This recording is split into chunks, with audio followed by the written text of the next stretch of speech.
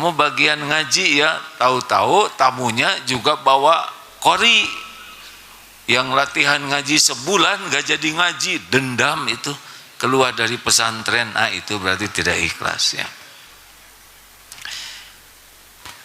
Gak ada apa-apanya pujian itu, gak ada apa-apanya sama sekali. Itu periksa aja seberapa banyak luka kalau orang tidak muji, dan turunnya amal kita gara-gara dicaci. Puji caci dua-duanya Allah yang menggerakkan, dua-duanya ujian, tapi lebih berat pujian. Bu, ini udah, Ibu, berat mana ujian, dipuji atau dicaci? Jawab, Bu. Ya, dipuji. Benar. Jadi ibu pengen dipuji atau dicaci? Saya dosa karena menjebak ya. Ada kepuasan batin saya ya melihat jawaban ibu-ibu. Namanya dengki itu. Maaf ya Bu, dihisab nih Ustaz. Mayalfidzu min qaulin illa ladaihi raqibun atid. Dicatat. Ya Allah, ampun ya Rabb. 4. Latihan yang keempat ikhlas adalah ya jelas. Nah, yang 3 perkataan. Yang keempat mulai berbahaya, yaitu dengan privilege, diperlakukan spesial. Seperti kita ini Buya, saya diujinya ya begitulah, orang suka memperlakukan spesial. Kenapa Agim didengar sekarang? Saudara mau datang, tahu penyebabnya apa? Karena Allah menutupi aib, dosa, kejelekan, masa lalu, kekurangan, kelemahan Abdullah bin Nastiar. Hakul yakin, kalau dibuka nggak akan yang datang ke sini. Tapi juga jangan sok tawadu. Saya sih orang bodoh, pas saat mustajab diijabah yang udah tinggal tobat aja lah. Kalau Allah menutupi jangan dibuka. Nah, jangan sampai kita sudah hafal Quran. Berapa ini? Dukuh 20.000. Saya hafal Quran loh 10.000 ya. Apa kaitan dukuh dengan hafal Quran? Jangan sampai ibadah membuat kita menginginkan orang lain memperlakukan kita spesial, sehingga kita sering tersinggung, sering kecewa kalau orang lain tidak menghormati kita karena ibadah kita. Itu juga riya. Terakhir adalah jangan ingin dibalas budi. Ulangi, lakukan, lupakan. Ulangi, yang mantap. Perlukah kita mengingat-ingat jasa baik kita? Perlukah kita menunggu orang lain berterima kasih? Perlukah kita menunggu orang lain mengakui kebaikan kita? Yang benar jawab, mumpung teori. Perlukah kita nunggu orang lain balas budi? Bagaimana kalau kebaikan kita dicuekin oleh orang? Kan? Bagaimana kalau kita udah berbuat baik bahkan orang mengejek kebaikan kita? Bagaimana? Gak apa-apa, gak ada urusan kita dengan reaksi orang. Urusan kita cuma dengan yang Maha menyaksikan. Apakah Allah melihat apapun yang kita lakukan? Jawab, Allah lihat tidak? Adakah yang tersembunyi dari Allah? Adakah yang tidak dilihat oleh Allah? Apakah setiap perbuatan ada balasannya? Ada balasannya. Mungkinkah Allah lupa membalas? Mungkinkah tertukar? Mungkinkah ada yang bisa menghalang-halangi? Mungkinkah ada yang bisa mencegah? Mungkinkah balasan dari Allah mengecewakan? Hal jazaul ihsan illal ihsan wa kafa billahi syahida. Cukuplah Allah, cukuplah Allah. Itulah kalau kita bisa seperti itu, bakal diberikan kebahagiaan. Cuma seperti yang dikatakan Buya, seperti semut nikah. Apa? Semut hitam. Semut hitam berjalan di atas batu yang hitam legam di gelap malam, di tengah kegelapan. Wah, bukannya gitu aja lah. Nah, hadirin sekalian, tapi ada satu kunci yang sering dilupakan. Karena yang membulak-balik hati adalah Allah. Allahumma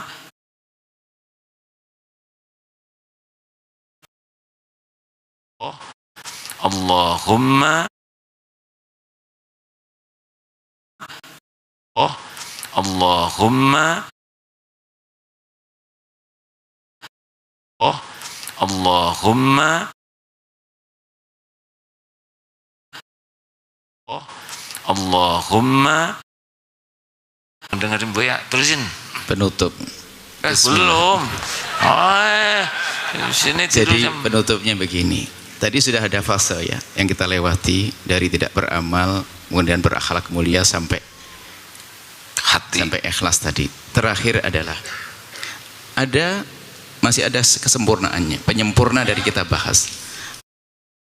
Ada di saat membuat perubahan dari akhlak yang mulia, akhlak yang baik. Ini kadang-kadang dibilang oleh orang begini, sok suci lo, itu langsung ngedon. Ini hati-hati, karena akhlak ini tidak semuanya diterima, biarpun dia sebenarnya senang, tapi ada orang tidak menerima karena tertutup hatinya. Sehingga kalau kita ingin berubah, itu dibilang sok banget lu, sok suci, pokoknya merendahkan kita di saat berbuat baik. Maka istiqomah, jangan bergeming. Kembali lagi kepada yang kita bahas tadi, kita tata hati. Dia ngomong begitu, aku menjadi baik bukan karena ingin dipandang oleh dia, aku ingin dipandang oleh Allah. Maka siapapun kita saat ini yang sudah mulai menemukan perubahan dalam dirinya, ingin berhijrah menjadi lebih baik, biasanya komentarnya dari orang dekat, lu sok suci lu. Kita ngomong baik, mau nasihati, lu sok banget lu, baru ngaji berapa kali sudah sok banget. Pastikan kita kuat, kita tabah dengan itu semuanya. Jangan malah kita balik mundur kayak dia, menjadi kembali lagi kayak seperti orang yang komentari kita. Berarti kita belum tulus kepada Allah Subhanahu wa taala. Jadi berhijrah menjadi lebih baik, dan komentar apapun tidak boleh kita bergeming, tapi kita tetap istiqomah. Buya punya pengalaman nggak dihina, dicaci, dimaki, apa gitu? Tidak pernah. Jadi saya tidak pernah dengar, jadi nggak ada yang nyaci itu, alhamdulillah. Karena Buya tidak pernah mau dengar, jadi tidak ada yang nyaci gitu. Saya juga nggak mau dengar, tapi ada. Kedengaran sendiri. Ada nih, sampaikan beliau yang pertanyaan tadi. Ayo kita berlatih mendoakan kebaikan orang-orang yang berperilaku tidak baik kepada kita, sehingga sebanyak apapun orang yang mungkin mencaci, mengolok dan sebagainya, menjadi seperti tidak ada. Bahkan pastikan kalau ada orang mengolok kita, mencaci kita, nggak perlu kita bicara pada pasangan kita atau sahabat karib kita. Kadang kita sering bercerita kepada sahabat karib kita, itu menghancurkan. Mungkin kita tabah di saat diolok, tapi pasangan kita, keluarga kita tidak tabah, berarti kita meracuni hatinya. Kalau ada orang mengolok Anda, mencaci Anda, sudahlah, nggak usah. Urusan pada Allah, dan doakan ya Allah. Dan ini selalu doa yang selalu kami panjatkan. Ya Allah, jika ada orang berbuat salah kepada kami, zalim pada kami, aniaya kepada kami, memfitnah kami, menggonceng kami, ampuni mereka ya Allah. Jangan hukum mereka, karena mereka umat kekasihmu Nabi Muhammad. Sampai seolah-olah tidak lagi ada yang mencaci kita. Kalau mencaci akhirnya sudah memang, ya kalau memang saya jelek ya, kata Imam Ghazali tadi, saya jelek ya memang pantas dicaci. Kalau saya tidak seperti omongan dia, ya saya tinggal berbenah. Saya terima kasih. Artinya gini, kalau ada orang mengolok saya dan saya memang jelek, ya tinggal saya berbenah. Kalau ternyata yang diolokkan dia nggak ada pada saya, alhamdulillah dia nggak tahu tentang saya. Itu saja. Dan setelah itu, Anda jadi orang hebat. Tidak pernah doakan jelek kepada siapapun. Anggap saja kita ada misalnya gini, ada seorang pemimpin apa, satu kelompok, suku atau apa, pemimpin. Dia jahatnya nggak kira-kira. Coba, kemudian saya dikasih, ada malaikat lah ngasih tahu, seandainya berandai-andai kamu diberi pengkabulan doa satu, antara doakan dia mati atau doakan dia tobat. Saya milih apa kira-kira? Tobat. Kalau saya milih dia mati, jangan-jangan penggantinya lebih serem lagi. Kalau dia tobat, wah, di bawahnya bisa benar semua. Setelah itu pokoknya deh, jangan mendoakan jelek kepada siapapun. Dia jahat sama kita, kita doakan dengan doa kebaikan. Kita doakan, kita, ya Allah ampuni dia. Wah, jahat banget, ampuni dia ya Allah. Kenapa? Agar hati kita sejuk. Sebab kalau kita doain jelek itu seperti membakar di sini. Semoga mati, nggak mati-mati dia. Semoga nyungsep, nggak nyungsep. Nggak enak hati. Sudahlah, maafkan, dia juga umat Nabi Muhammad. Kenapa sih? Dendam itu capek. Kalau Anda punya, coba kalau ada orang kan pernah dengar mungkin orang marah begini, demi Allah aku tidak rela, akan aku tuntut nanti di akhirat. Serem. Tolong jangan jadikan besan dia, jangan jadikan menantu dia, jangan jadikan pasangan. Serem dia, dendamnya sampai akhirat. Kita pengen lapang hati, memaafkan, hidup indah, saling memaafkan. Kurang lebih seperti itu. Tenang hati setelah itu. Insyaallah. Penutup kan tadi? Belum. Buya, kita nih ketemunya jarang. Orang jauh-jauh ini ke sini. Buya jadi zolim kalau ujung-ujung nutup. Jadi Buya, saya ada sahabat namanya Mang Oded almarhum, wali kota Bandung mantan. Beliau wafat hari Jumat di masjid, sedang sholat persiapan khutbah Jumat. Ini saya baru mendengar ada pejabat meninggal. Mungkin karena saya jarang dengar yang lain.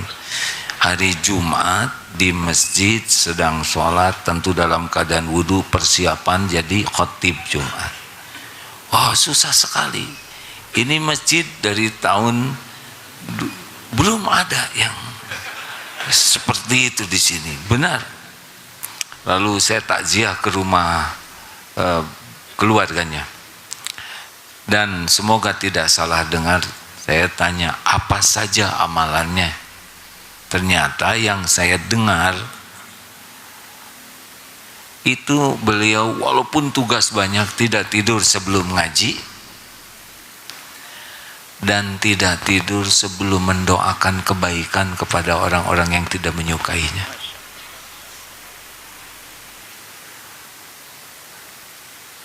Ya, ini ilmu. Tentu saja beliau tidak menceritakan ke siapapun, tapi keluarganya yang melihat ketika ditanya apa sih amalannya yang dilakukan. Jadi selalu baca Quran sebelum tidur walaupun pekerjaan banyak, dan mendoakan kebaikan kepada orang-orang yang menyakitinya, tentu apalagi yang berbuat baik. Rekan-rekan sekalian, dunia ini cuma sebentar lah ya, mau apalah, nggak ada yang aneh di dunia ini. Buya boleh saya sedikit cerita? Mungkin Buya kan belum nyobain dicaci rame-rame ya, saya tidak mendoakan Buya. Cuman Om udah ya. Qadarullah, Darut Tauhid ini ada beberapa babak. Dulu pertama kali bangun pesantren ini, izin Allah, tahun 1990 pertama ngontrak di sini dulu ya. 94 jadi masjid sederhana. Itu senang di sini tuh ke Allah tuh ya, sampai rata-rata tiap asrama kecil sekali dulu, hanya sebuah rumah kontrakan. Senang, ada mihrabnya, banyak zikirnya. Tapi 98, 8 tahun kemudian mulai dikenal. Ada ya begitulah, ilmu sangat terbatas, belum siap, diujilah oleh Allah dengan popularitas. Tahun 99 tuh mulainya. Pertama ceramah di Istiqlal, terus masuk ke TV waktu itu. Udah lahir belum? Buya udah lahir kan? Udah ya. Banyak yang belum tahu zaman itu. Mulailah Darut Tauhid bergeser karena popularitas, orang banyak datang ke sini. Tapi hanya karena pengen tahu aja yang makhluk yang di TV itu seperti apa wujud aslinya. Ternyata di TV gede katanya. Aslinya mah enggak, ya udah begitulah. Potret saja. Tapi efek popularitas itu Darut Tauhid, tauhidnya semakin memudar. Kata sebagian jadi Darut Duit. Jadi segalanya memang wow, perusahaan jadi rame, wah. Sampai 2008 masuklah babak ketiga, yaitu babak belur ya. Wah, game titik-titik lagi gitu. Kenapa sih ketawa? Biasanya ini halal. Wow, heboh, padahal yang lain juga melakukannya ya. Tapi giliran takdir saya, waduh, dicaci maki. Saya baru tahu itu Bu ya, bagaimana orang dari hormat berubah seketika. Pada waktu jadi ke TV, dihormat-hormat. Tapi ketika heboh, jadi seperti buronan. Infotainment itu benar-benar sudah tidak pakai adab ini. Dicari. Dunia sempit sekali. Masuk ke restoran, TV. Abdullah Gimnas dia telah titik.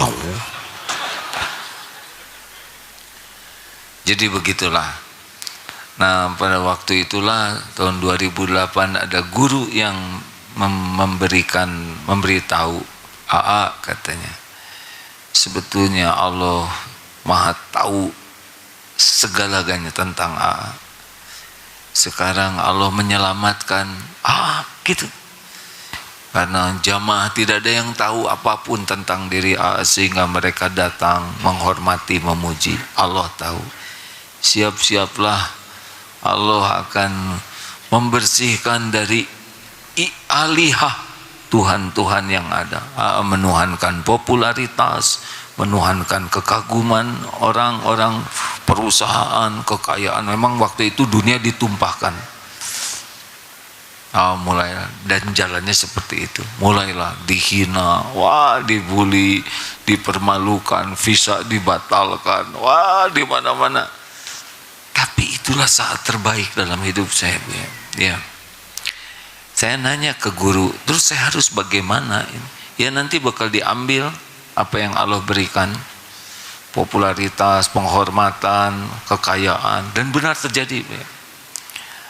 Terus saya nanya, saya harus bagaimana ini? Ini baru katanya, nanti tuh kalau diibaratkan kan seperti kelapa. Pertama dijatuhkan dari ketinggian, udah gitu dijambak sampai gundul, udah gundul digetok sampai belah, udah belah dicungkil, udah dicungkil disisit sampai mulus, udah mulus diparut Pak, udah diparut diperes. Wow, saya pikir ini lama. Iya memang katanya. Terus saya harus bagaimana? Waktu itu shock. Kata beliau, hadapi semua ini hanya dengan satu yang sangat penting, yaitu air mata tobat. Jadi saya hanya disuruh menangis, terutama di penghujung malam. Jangan pernah takut dengan penghinaan apapun, gak ada bahayanya. Yang bahaya buat AA itu cuma satu, dosa yang tidak ditobati. Jadi jangan ada satu malam pun tanpa penghujungnya menangis. Jadi apa yang dia tobat itu dari awal, dari balik, dari zaman SMP terus saja cinta monyet itu udah balik, ya harus ditobatin terus. Nah, jadi nggak ada rasa, nggak kerasa tuh mau diapa-apakan saja. Kalau kita fokusnya seperti yang Buya katakan tadi, udah diri aja. Terus kata guru saya begini, nanti kalau pada waktunya, kalau tobatnya betul, pakai betul nih, insya Allah Allah akan beri lagi dunia lebih daripada yang dikasihkan dulu. Ini 2008 bicaranya. tapi sudah tidak ada rasanya, sudah dicabut rasa duniawi ini. Lambat laun tumbuh sendiri pesantren ini, yang saya juga tidak mengerti. Memang tidak bisa dipungkiri, Kiai Gontor, ya, Kiai Syukri, Kiai Agim bikin sekolah, terus saja tiap ketemu harus bikin sekolah. Jadi saya diinspirasikan oleh beliau untuk mulai membangun sekolah. Tahun berapa kita mulai bikin itu, Ustaz Mulyadi? 2009, ya, mulai. Dulu tidak ada sekolah di sini, dan kesibukan saya cuman itu aja, belajar nangis, dan tumbuh begini. Makanya kalau ada yang datang ke sini, bagaimana caranya ngebangun pesantren, saya bingung. Paling nyebut nangis, ya kan? Belajar nangis, beneran, ya. Saya cuma disuruh menangis, tangisi dosa, terus tangisi. Musibah itu kalau nggak bisa menangisi dosa,